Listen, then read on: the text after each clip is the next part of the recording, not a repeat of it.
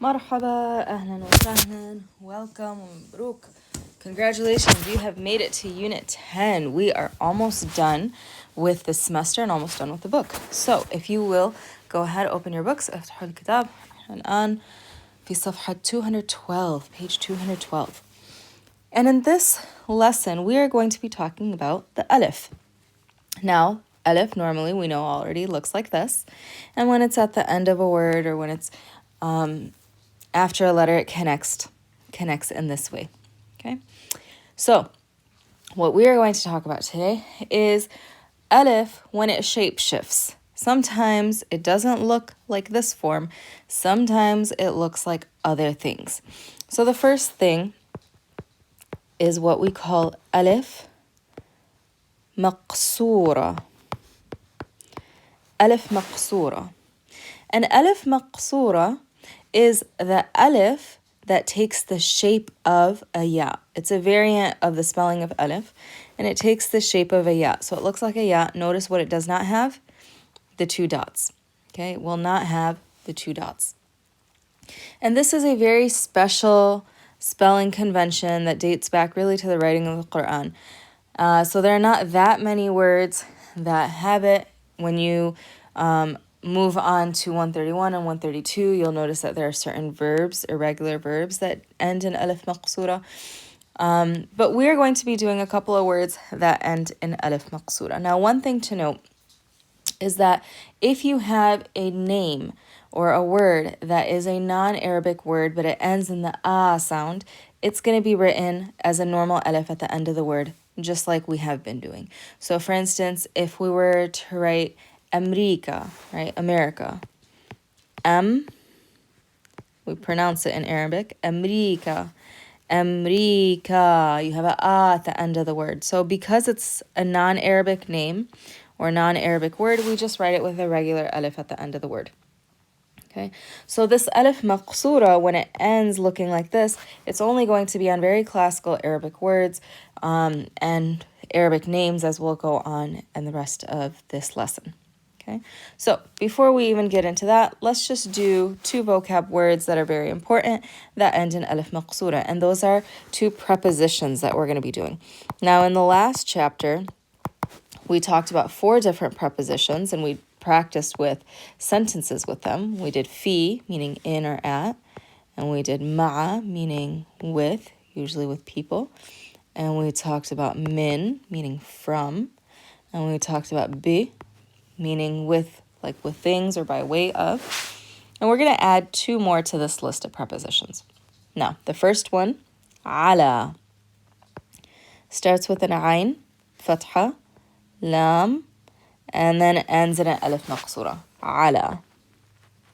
Okay, so if this is your notebook line, it'll look like this, ala. And it gets pronounced ayn fatha, then you have this lam. Remember, lam connects on both sides. Lam, and then you see this alif maqsura at the end. So when you see the alif maqsura, it's going to be pronounced like a regular alif. Okay, so we're going to pronounce it as if it is like this, right? But it's just that the alif is taking this new shape of the ya, ala. And ala means on, okay? So on top of or on something. So let's do an example. Let's do the pen is on the book. The pen is on the book. So you can go ahead and pause and write it down. Okay, the pen, al-qalam. There's no is, so we just use the word ala. Al-qalam, ala, the book, al-kitab. Okay, al-qalam, al-kitab. Now notice, we have a word that has alif lam, so similar to what we did in the last chapter. Remember that when you have a word that has alif lam, you can connect it if there's a word before it. So in this case, you have ala. The vowel that you're connecting it to is the alif, the ah sound. This letter kaf, ka, we don't use our tongue, the front or the middle of our tongue to pronounce it, so it's a sun letter. Therefore, we're going to pronounce that lam here. So when we connect it That's the doorbell. We're going to connect the a sound to the lam. Alal. So if you want to write it out, you would say ala, like this. And connect that sound to the lam right here in al-kitab. Alal kitab. Okay. Al-qalam ala al-kitab. Let's try another example. The cat is on the chair. The cat is on the chair. Al-qitta. The cat is on. No word for is, so we just put on. Ala, the chair. Al-kursi.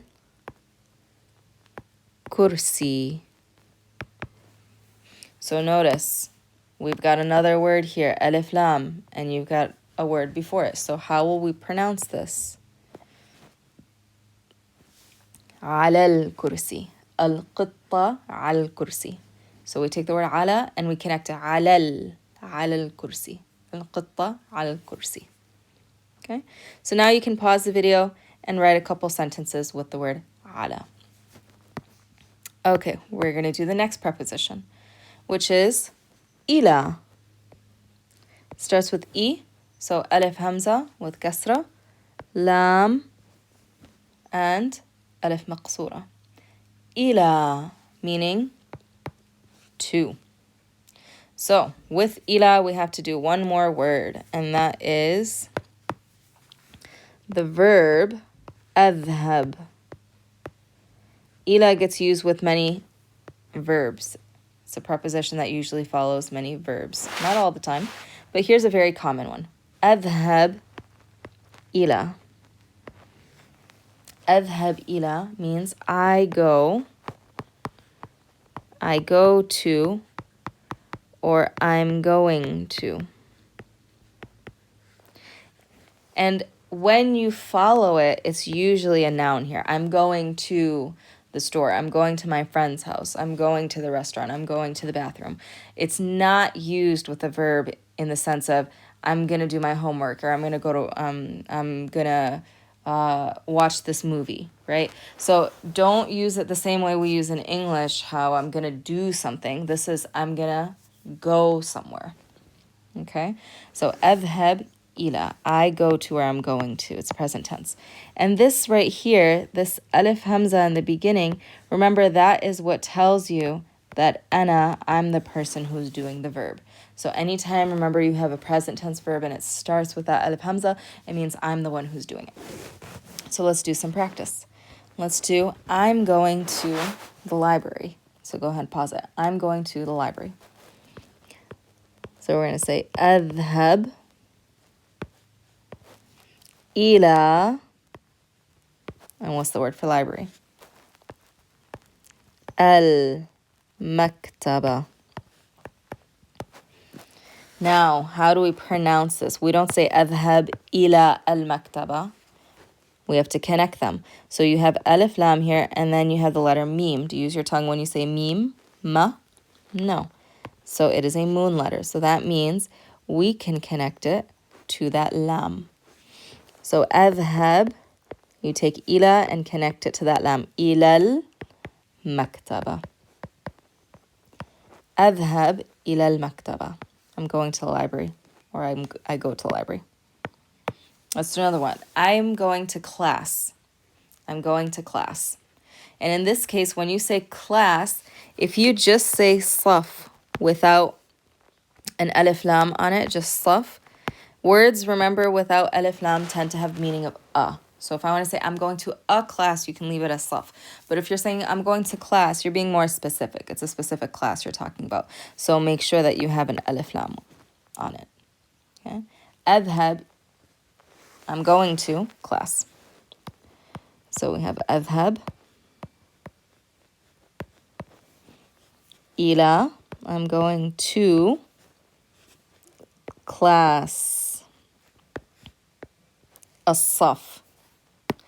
Remember, as-saf, the letter sad here is harf shamsi. It's a sun letter because sa, you use the sides of your tongue.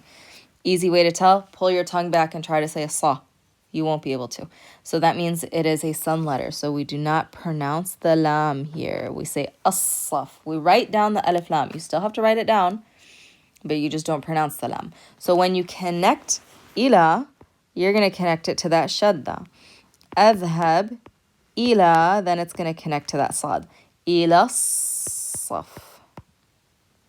Adhab ila saf.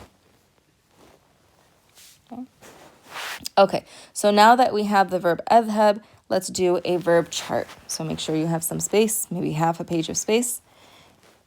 And you're going to write down the 3 pronouns that we have done. Ana, huwa, hiya. Okay, so ana, huwa, hiya. Remember, ana is I, huwa is he, and hiya is she. So we're going to take the verb adhab, and we're going to figure out how do we say it for different forms. So for ana, we've been working with that for the past couple minutes. Adhab, it starts with alif hamza. So remember, present tense verbs, we start with alif hamza, means I'm doing it. And if you've forgotten this, look at the charts that we've looked at from some chapters ago before the midterm, when we did the verb uhibbu, I love. And we did the verb urid, I want. And tazawwaj, to marry. So all of those verbs that we've done, look at those charts that we've done. It's the same exact thing. So what is in green right here, this is the stem of the verb, right? That's what's going to stay exactly the same. I'll put it in a different color. This part right here is what's going to stay exactly the same in all of these verb forms. It's just the first letter that's going to change here. So if he's doing something, what's the first letter going to be? Remember, it's present tense. Good. We're going to put a ya there. Now, the letter ya, it connects, right? Here, the alif hamza here didn't connect because alif doesn't connect. So that's why the dal is written by itself. In this case, ya connects, so we're going to connect the dal. Dal does not connect to the next letter, so we're not going to connect the next letter. Yadhab. Let me put it a little bit closer. Yadhab ila, meaning he goes to or he's going to. And then let's do the last one for hiya. If she's doing it, what's the first letter? Good. It's a ta. And ta connects, so that is going to connect. Everything else stays the same. All of the harakat, everything stays the same. Tadhab ila. Hiya tadhab ila. So we can say ana adhab ila, I go to. Huwa yadhab ila. Hiya tadhab ila. Or if you want, you don't have to pronounce it with the pronoun. You could just say adhab ila, yadhab ila, tadhab ila. Because that first letter that's in the verb is what indicates to you what pronoun you're talking about. Okay, so that meaning is already embedded in the sentence. So let's do some samples with huwa and hiya. If I want to say my dad, so let me put a line here. If I want to say my dad is going to the car. My dad's going to the car. Okay.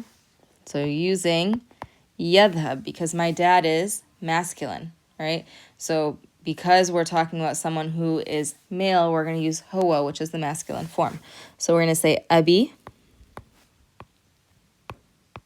my dad, is going or goes. Yadhab ila. And what's the word for the car?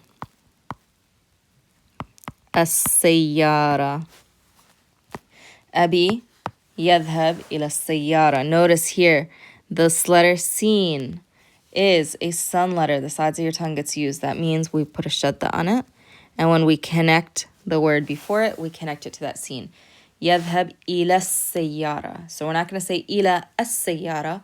And it's definitely not ila al-sayyara. It's ila sayyara. Abi yadhab ila sayyara. The other thing to note is here you have the subject, the person who's doing it, and then you have the verb. In Arabic, remember back when we did verbal sentences way back when we started doing them, we said that you could switch it. You could put your verb first. So you could also write يذهب أبي. Like this. يذهب أبي إلى السيارة. And it would have the same thing, same meaning. Okay? So you could put my dad first or you could put the verb first, either way. Remember we said you could start the sentence with the subject or you could start it with the verb. Okay, let's do another one. Let's do my mom is going to the neighbor's house. My mom is going to the neighbor's house. So we're talking about my mom, so we'll do it with ummi right here. My mom, male or female? Just female, so we've got to use the feminine form here. تذهب أمي تذهب إلى. Okay. أمي تذهب إلى. Of course, you can switch it if you wanted to say تذهب أمي إلى. That works too. The neighbor's house. The neighbor doesn't go first because the neighbor is whose house it is.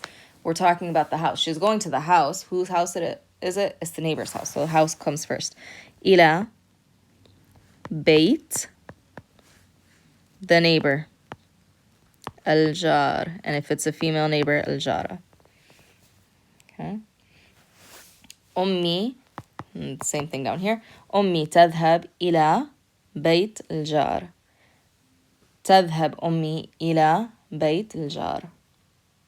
Okay.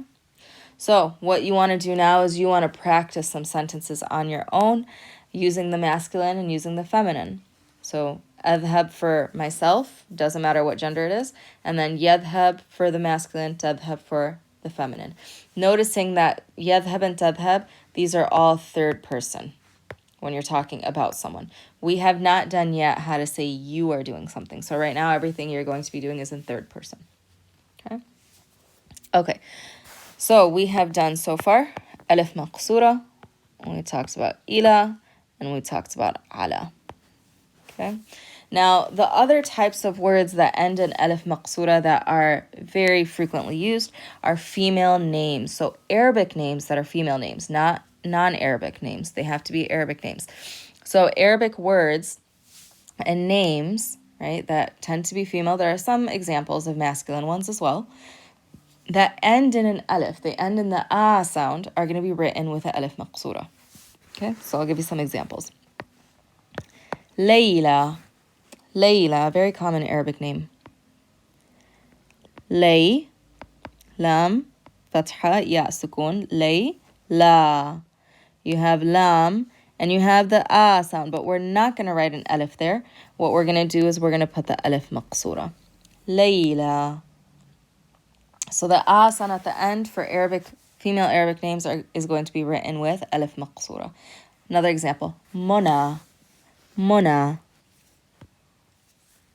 Mo, mim dhamma, noon, alif maqsura, Mona. Okay. Salma, Salma, sin, fatha, lam, sukun, sal, ma, ends in alif maqsura, mim, alif maqsura. Okay, Salma. So these are just examples of Arabic names. If I had an English name or a non-Arabic name, for instance, like Hannah or Rebecca, right? Those kinds of names are going to end with a regular alif. So if I did Hannah, ha alif, noon alif, Hannah. So if it's an American name, an English name, a non-Arabic name, and it ends in an ah sound, write a regular alif. Okay? Okay, so now we're going to do Alif Qaseera. It's on page 213. And Alif Qaseera is the other form of Alif. Okay, Alif Qaseera, meaning the short Alif or the small Alif, or more commonly known as the Dagger Alif because it looks like a little dagger. And it's basically an Alif that sits on top of a letter and it looks like a miniature Alif. Okay, there are not that many words that have the Dagger Alif on it. And it represents a very old spelling of the alif that's from early Quranic writing. So it only survives today in a couple of common words that we use, some names. And I'm going to give you an example, 4 examples of them.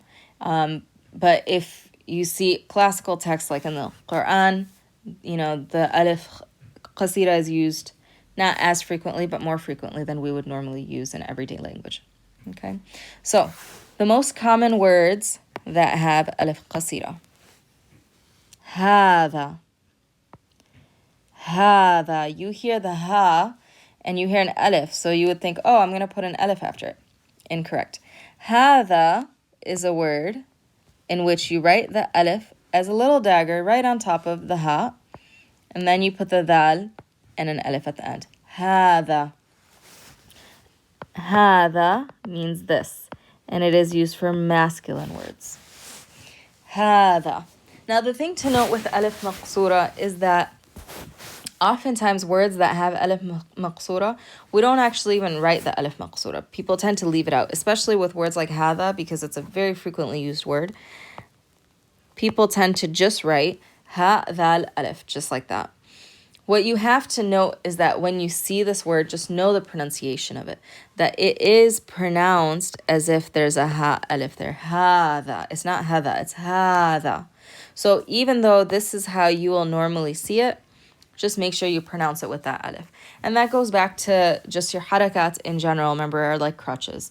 They're there so that you can learn how to pronounce the word. But once you know the pronunciation of words, you don't need them anymore because you don't need they're just a reminder for you, right, of how to pronounce it. So that's why when you read the newspaper and when you read store signs and street signs, most likely you're not going to see harakat on them because it's assuming you already know those words. Okay, so hada, you can choose to write it with the dagger alif or you can choose not to.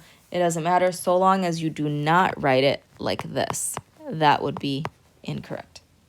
Okay, so hada is the feminine, the masculine, sorry. So of course we need to do the feminine. Same beginning, ha, but instead after the dal we're gonna put a ha with a kasra. هذه. هذه. And هذه is this, but it's feminine. So of course, if you want, you could just write it like this without any of the harakat. هذه. So let's do some examples. If I want to say this is my dad, we're going to use هذا. هذا أبي. But if I want to say this is my mom, we'll say هذا أمي. So you're using it based on whether it's masculine or feminine. Okay. These are for people. You could use it for non-human things too. If I want to say this is a book, what will we say? هذا kitab, because the word kitab is masculine. But if I want to say this is a cat, cat, remember, is a feminine word.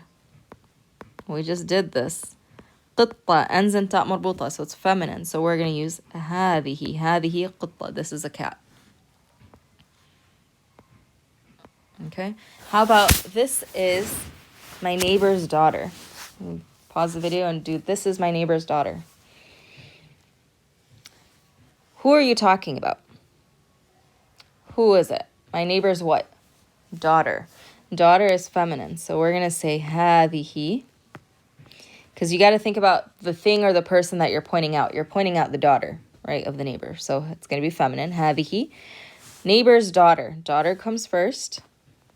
You use bint, meaning girl or daughter. And then whose it is? Bint jari. And if your neighbor's female or a woman, jarati. Bint jarati. Okay.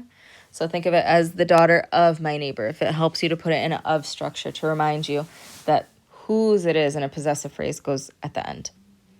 Okay. So that is هذا and هذه. هذا and هذه. Okay.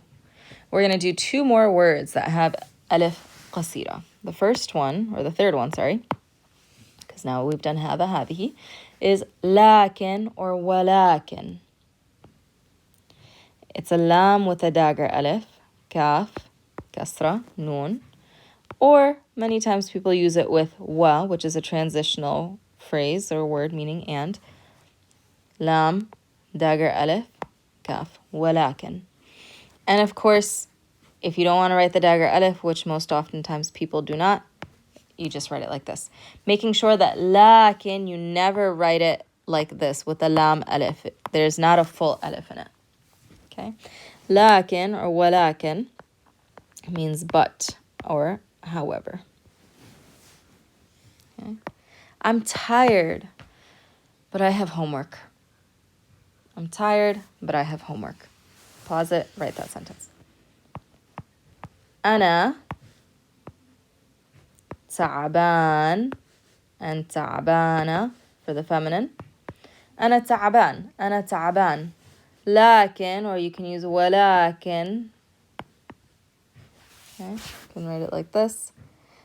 Many times you'll see in writing, people will write the kaf like this and then come back and put the diagonal line over it. Or if you want to write it like this and do the diagonal shape, both are fine. Okay. ولكن, I have homework. عندي واجب. للأسف. Okay. So لكن or ولكن. Okay, let's do the last word here. And that is the word for God in Arabic. Allah. Alif, lam, al. And then it has a second lam and then a ha. And on top of that second lam is a shadda and a alif Qaseera. Allah. And the reason why it has alif Qaseera is because it's pronounced lam alif. Allah. There's a ah before you take that deep breath on the ha. Okay? And Allah is the Arabic word for God. It is not just used by Muslims, it's used by Christians as well. It's just the Arabic term for God. So anyone in the Middle East, irrespective of religion, using the word for God in Arabic will use Allah. Now, with this word Allah, let's do a couple of cultural phrases. Very, very common cultural phrases. One of them you already know. كيف الحال? Alhamdulillah. Very good. So you have here alhamd, alhamdu, lillah. Lillah starts with a lam here. And then we have the word Allah. And that lam that I put in green right here, when you see lam in front of a noun, that lam means for. It refers to like ownership. So in this case, it means all praise or all thanks is for God, or it's owned by God, or God has it. So this is a phrase of gratitude. When you're grateful for something, alhamdulillah. How are you doing? Alhamdulillah. You eat or drink something, alhamdulillah. You thank God after you eat or drink something because you're showing gratitude for having the food and drink, right? Al-jaw jamil. The weather is beautiful, alhamdulillah. Laysa indi wajib. I don't have homework, alhamdulillah. So anything that you're grateful for, alhamdulillah. Now, in dialect, a lot of times we end up smushing the words together and say alhamdulillah. But in Fusha, when we pronounce it out completely, lillah. Alhamdu lillah. Alhamdulillah. Okay, let's do a couple others. Here's a fun one. In sha'a Allah. And when we pronounce it, we're going to connect the the hamza with the lam. Insha'Allah. Insha'Allah. In means if. Sha'a means willed. And Allah is God.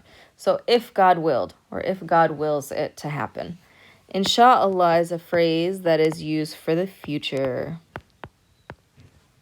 Okay. If I want to say, for instance, Urid Bayt Jadid. I want a new house. Urid Sayyara Jadida. I want a new car. Insha'Allah. Okay. I hope the weather is nice. Insha'Allah. Right. I want to be a doctor. Insha'Allah. So any phrase that you use that has to do with the future, we use the word insha'Allah. And it's really because you don't know what's going to happen in the future. So it's saying we don't know what's going to happen. If it's willed, that it's happened. If it's written, that it's going to happen. If God willed it to happen, then it'll happen. So it is for the future. Okay? Now, another little, anyone who comes from, has a heritage background, knows that this also has another meaning. If you're a child and you ask your parent, Mom, Dad, أريد أن أذهب إلى Disneyland. I want to go to Disneyland. And they answer, Inshallah. What does that mean? It's a nice fancy way of saying no very often. But the reason why we use it as a phrase to say no is because it's like saying, we'll see. Meaning, I don't know if I want to do that, or I don't know if we can, but we'll see. If God wills it, it'll happen. So just don't worry about it type of thing. So you can use it culturally as, a we'll see type of thing. But either way, it's referring to something that's happening in the future. Okay? And then there's so many more phrases that have a lot in them, but we're only going to do one more, and that is ma sha'a Allah. And same thing, we're going to connect sha'a and Allah. Ma sha'Allah. Ma sha'Allah. In, it meant if. Ma is what. So what God has willed. And this phrase is used for praise. When you're praising something or someone, you're saying, wow, what an amazing thing this is, what God has willed, right? So something that has already been willed into existence, something that already exists, and you're praising it. Anta jameel, anti jamila, you're beautiful. Ma sha'Allah. Okay? Ummuk latifa, your mom is nice. Ma sha'Allah. Okay? Abuka tawil, your dad is tall. Ma sha'Allah. Right? So anytime you're praising someone or something, the weather maybe you're praising, or you're praising how beautiful the city is or how nice this building is, ma sha'Allah. So for praising something, ma sha'Allah. When something is in the future, then inshallah. Okay? Now there's plenty of others. There's, subhanallah and bismillah. And there's all these other phrases. But for now, we're just going to stick with these three. So one of the things that you're going to see is we'll have a handout that has several different phrases, and you're going to pick which one of these you think is the proper cultural phrase to use in that context. What I would also recommend is come up with your own sentences. Come up with things, whether they're, of course it's better for you to practice them in Arabic and Arabic, but even in English. These phrases are used even when people are speaking in English, right? Here in Dearborn, someone's speaking in English, but we'll still end the sentence with alhamdulillah. We'll still say mashallah. We'll still say inshallah. So it can be used in so many different contexts. Okay, so that is the lesson for today. And then the next lesson, we're going to move on page 215, talking about grammatical endings.